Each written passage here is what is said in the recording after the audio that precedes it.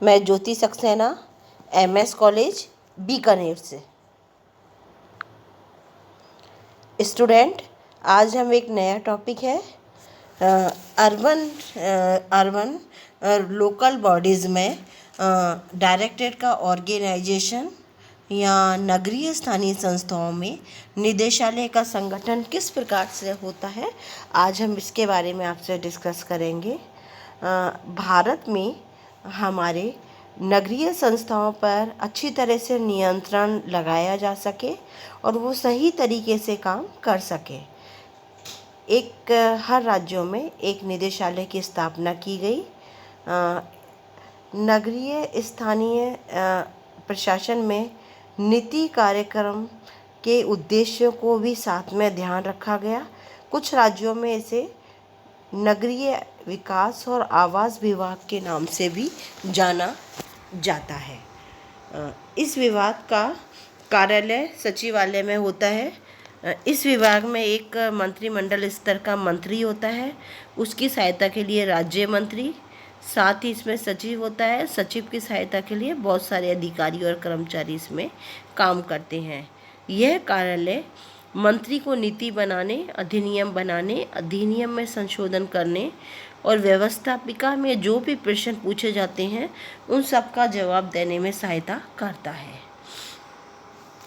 नगरीय स्थानीय संस्थाओं से संबंधित सचिवालय स्तर पर निर्मित नीतियों के सही तरह से क्रियान्विति के लिए और संस्थाओं पर सही तरीके से नियंत्रण रखा जाए, इसलिए इस निदेशालय की स्थापना की गई है।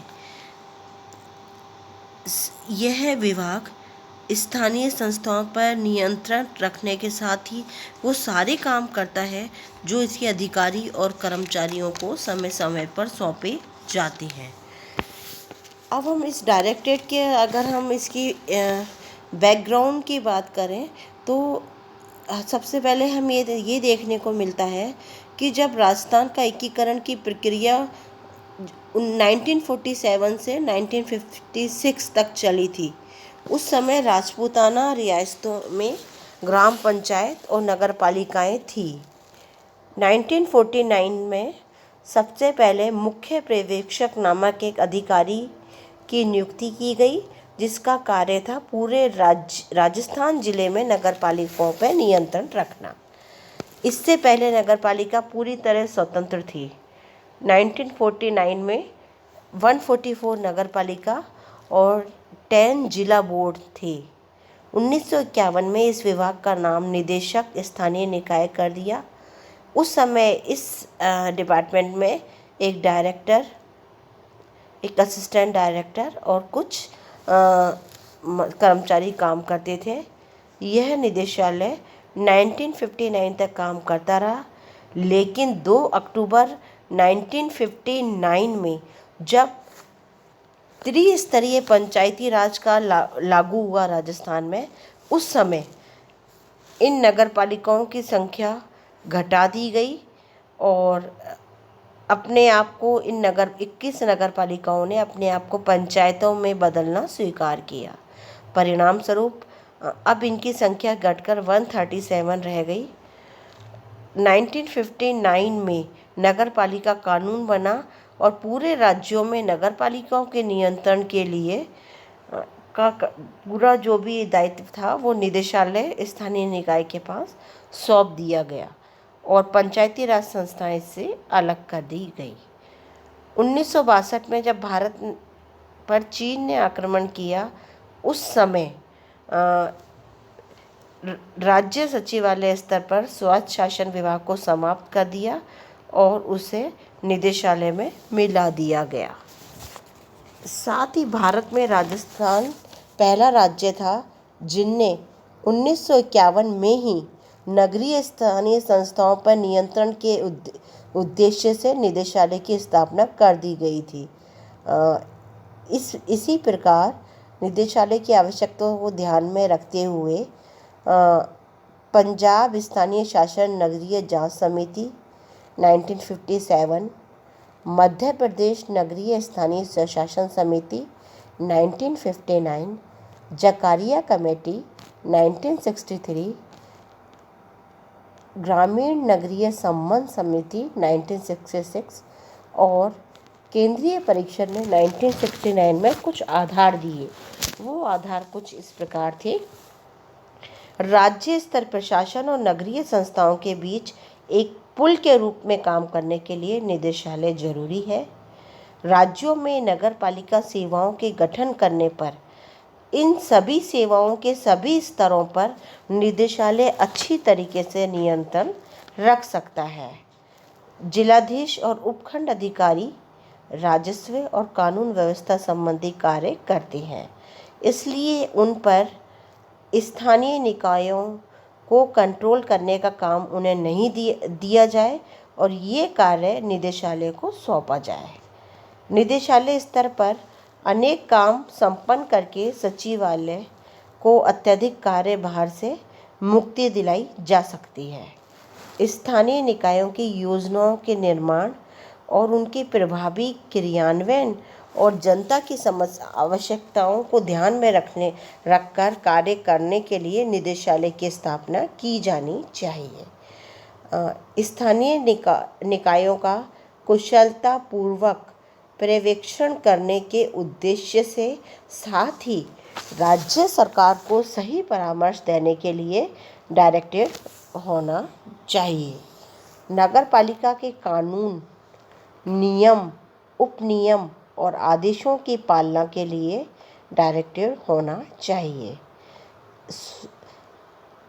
नगरीय शहरी संस्थाओं से संबंधित सभी विषयों के लिए आदर्श विधियों का विकास और श्रेष्ठ योजनाओं के निर्माण के लिए डायरेक्टेड की आवश्यकता महसूस की गई।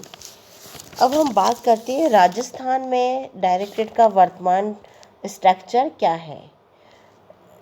राजस्थान में डायरेक्टेड में टॉप स्तर लेवल पर डायरेक्टर और डिप्टी सेक्रेटरी यानी निदेशक और उप शासन सचिव होता है। नगरीय स्थानीय संस्थाओं के माध्यम से संचालित किए जाने वाले अलग अलग कार्यक्रम और योजनाओं को समय समय पर दिशा निर्देश देना, उनकी प्रगति को देखना और उन पर मॉनिटरिंग करने के लिए निदेशालय में कुछ प्रकोष्ठ होते हैं।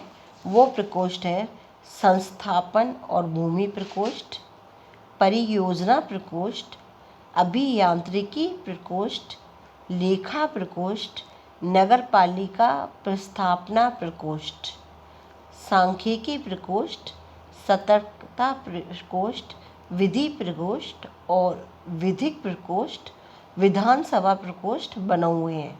इसके अलावा कुछ गतिविधियों को करने के लिए 6 संभाग मुख्यालयों पर क्षेत्रीय उपनिदेशक, स्थानीय निकाय विभाग और कार्यालय है।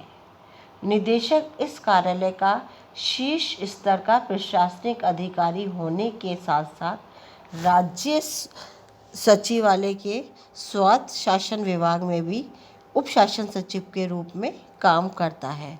राज्य सरकार इस पद को कभी भारतीय प्रशासनिक सेवा से और कभी राजस्थान प्रशासनिक सेवा के अधिकारियों से भरती है। निदेशक के पद पर काम करने वाले अधिकारी को राज्य सरकार जब चाहे तब उनका ट्रांसफ़र कर देती है। शीर्ष टॉप अधिकारी होने के कारण इसके पास कुछ शक्तियाँ भी हैं। वो शक्तियाँ इस प्रकार है। निदेशालय के विभिन्न अधिकारी और कर्मचारियों के बीच कार्यों का विभाजन करता है, उनमें समन्वय और नियंत्रण स्थापित करता है और उन्हें एक प्रशासनिक नेतृत्व प्रदान करता है। कार्यों में कुशल संपादन हेतु निदेशालय के समस्त कार्यालयों को समय समय पर दिशा निर्देश और मार्गदर्शन करता रहता है। राज्य की नगरीय स्थानीय संस्थाएं के आयुक्त और अधिशासी अधिकारियों को निर्देश देता है। आवश्यकता पड़ने पर खाली पदों पर 6 महीने के लिए यह अस्थायी नियुक्ति कर सकता है। निदेशालय स्तर के कर्मचारियों का ये ट्रांसफ़र भी कर सकता है। नगरीय स्थानीय संस्थाओं के से संबंधित राज्य सरकार जो आदेश निर्देश नियम बनाती है उससे इन संस्थाओं को अवगत कराता है। आवश्यकता होने पर अर्बन बॉडीज़ के किसी भी आदेश को परिवर्तन को बदल सकता है। नगर पालिका संस्थाओं में कुशलता बनाए रखने के लिए यह निरीक्षण करता है, प्रतिवेदन तैयार करता है, यदि कोई समस्या है तो सुधार के लिए भी कहता है।